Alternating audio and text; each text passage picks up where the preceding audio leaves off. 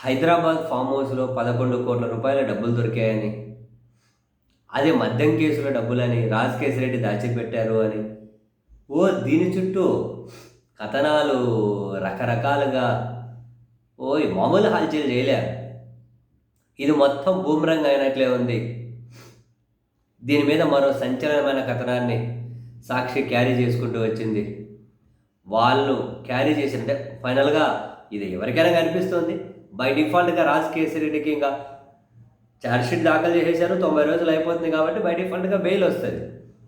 దాన్ని అడ్డుకునే కుట్రలో భాగంగానే ఇదంతా ఎగ్జిక్యూట్ చేస్తూ ఉన్నారు అని చెప్పి రాసుకుంటూ వచ్చి, అసలు ఈ 11,00,00,000 స్క్రిప్ట్ ఎలా జరిగిందో ఈరోజు సాక్షి నిజంగానే సినిమాలను తలపిస్తాయి ఈ స్క్రిప్ట్‌లయితే. వర్ధమాన్ ఇంజినీరింగ్ కాలేజ్ అంటే తీగల విజయానందరెడ్డికి సంబంధించిన కాలేజ్ అట. అది శంషాబాద్ దగ్గర ఉంటుంది. వర్ధమాన్ అని ఫేమస్సే.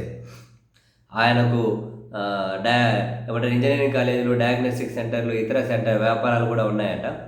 ఆ వర్ధమాన్ ఇంజనీరింగ్ కాలేజ్, తీగల విజయానందరెడ్డికి చెందిన వర్ధమాన్ ఇంజనీరింగ్ కాలేజీకి చెందిన 11 కోట్లను గుట్టు చప్పుడు కాకుండా కాచారంలోనే విజయేందర్ రెడ్డికి చెందిన సులోచన ఫామ్ హౌస్కు తరలించారట. అది కూడా ఇంజనీరింగ్ కాలేజీ సిబ్బందితోనే చేయించారట. ఇదంతా సిట్ కనుసన్నల్లో స్క్రిప్ట్ అని సాక్షి రాసుకుంటూ వచ్చింది. ఆ ఇంజనీరింగ్ కాలేజీకి చెందిన 11 కోట్లు గుడ్డు చప్పుడు కాకుండా విజయేందర్ రెడ్డికి చెందిన సులోచన ఫామ్ హౌస్కు తరలించారు. అది కూడా ఇంజనీరింగ్ కాలేజ్ సిబ్బందితోనే చేయించారట. సిట్ పోలీసులే ఆ నగదు తీసుకెళ్తే ఎవరైనా మొబైల్ ఫోన్లతో వీడియోలు తీస్తారేమో అని సందేహించి ఈ విధంగా ముందు జాగ్రత్త పడ్డారట. ఆ స్క్రిప్ట్ బాగుంది. నగదును ఫామ్ హౌస్కు చేర్చాక కుట్రలో 2వ అంకం మొదలైందట.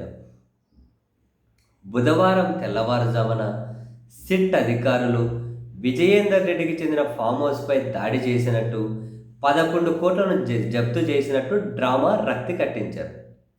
ఈ నగదంతా రాజ్ కేశిరెడ్డిదేనని, 2024 జూన్ నుంచే ఇక్కడ ఉంచారంటూ కట్టుకథను సిట్ వాళ్ళ మీడియాకు లీక్ చేశారు. కానీ టీడీపీ ప్రధాన కార్యాలయం స్క్రిప్ట్ ప్రకారం సాగిన ఈ పన్నాగం బూమ్రంగ్ అయింది. మద్యం అక్రమ కేసులో న్యాయస్థానాన్ని తప్పుదారి పట్టించే సిట్ కుట్ర బెడిసి కొట్టింది.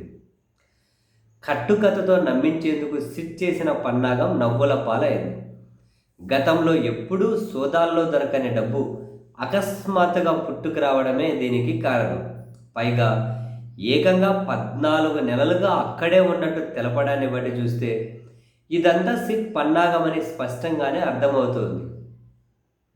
మరొకవైపు విజయేందర్ రెడ్డి సిట్కు అనుకూలంగా మారిన తర్వాతే ఈ స్క్రిప్ట్ అంతా ఎగ్జిక్యూట్ చేశారట. వాళ్లకు ఆ మనిషి అనుకూలంగా మారిన తర్వాతనే డబ్బు దొరకడం ఏమిటి? నివాసంలోని సొమ్మును వేరే వాళ్ళదిగా ఆయనతోనే చెప్పించడం ఏమిటి? ఇక అర్ధరాత్రి చకచకా పుట్టుకొచ్చి పట్టుబడినది అని చెబుతున్న నగదంతా ఒకే తరహా అట్టపెట్టెల్లో, అంటే ఆఫీసులో A4 తెల్ల కాగితాల బండిల్స్ ఉంటాయి కదా, ఆ అట్టపెట్టెల్లో ఉందట. స్టేషనరీ సామాగ్రి పెట్టే సాధారణ 12 అట్టపెట్టెల్లో 11 కోట్లను ఉంచారట. మడతపెట్టింటారులే, పట్టుచీరలు మడతపెట్టినట్లు. ఇదంతా బెయిల్ను అడ్డుకోవడానికే సిట్టు కుట్రలు అని చెప్పి.